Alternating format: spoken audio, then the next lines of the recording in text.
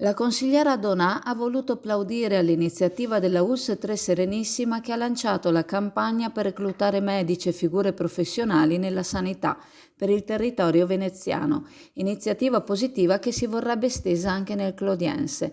Infatti solo qualche giorno fa si discuteva sulla carenza di professionalità mediche in alcuni settori, tale da suscitare preoccupazione, sollevando interrogativi sulla capacità di garantire una copertura sanitaria adeguata nel territorio.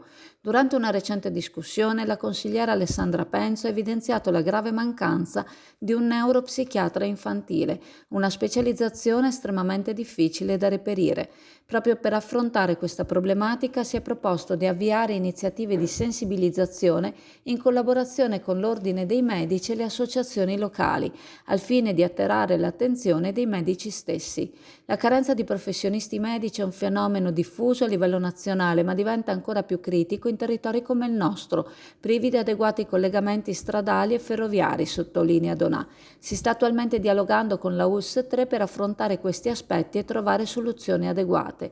In particolare è stata sollevata la questione della mancanza di un medico di base nella frazione di Cavanella d'Adige, abitata principalmente da anziani con difficoltà di mobilità.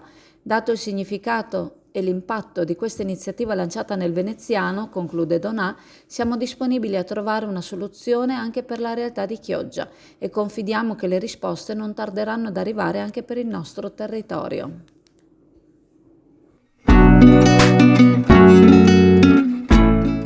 Preparati a gustare le specialità tradizionali e le novità esplosive che potrai trovare all'Indiga. Gelato artigianale anche per l'asporto, per gustarlo in compagnia dove vuoi tu. All'Indiga il gelato da passeggio più gustoso, in cono, coppetta o con lo stecco.